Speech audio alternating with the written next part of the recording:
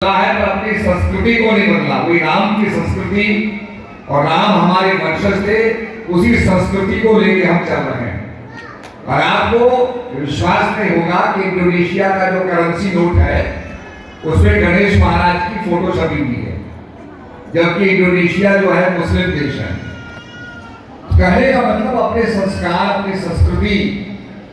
तो कारण की बात मैं कर रहा था, तो जिस समय रावण ऋषि लोगों से लगान लेता था, ऋषियों के पास कोई धन नहीं था, तो ऋषियों ने कहा, रावण से कहा, हम तुम्हें क्या दे, हमारे पास कुछ नहीं है देने को।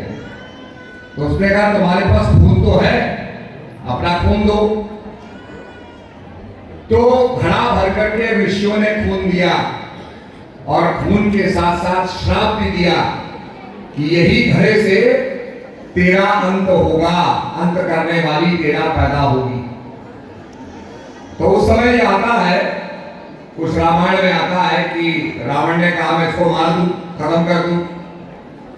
तो आकाशवाणी हुई, ऐसा मत करना, तुम्हारी मौत तत्क्षण हो जाएगी। तो अपने उस काल को कहा मैं गाड़ूं, तो सदूर क्षेत्र जनकपुर में उसने उसको गाड़ा।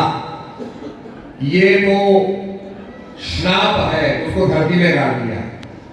धरती में गाड़ा तो वहां बहुत ज्यादा जो है फैमिन हो गया, सूखाग्रस्त हो गई धरती। राजा जनक ने हल चलाया, वहां किसानों ने हल चलाया, तो सीता के रूप में एक कन्या मिली।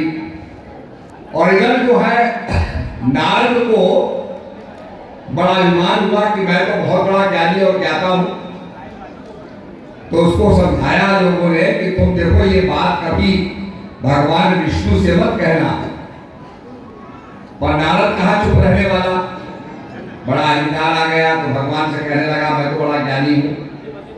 तो भगवान ने कहा कि नारद का मोह भंग करना है। और आपको सब कथा पता है कि राजकुमारी के मोह में फंसते हैं, भगवान से कहते हैं, प्रभु मुझे अपना रूप दे दो।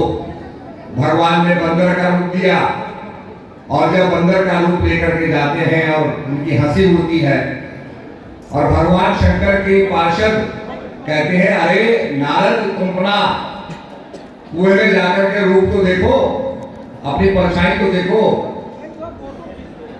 तो नारद जब झांकते हैं तो अपना रूप पाते हैं, बंदर का रूप पाते हैं।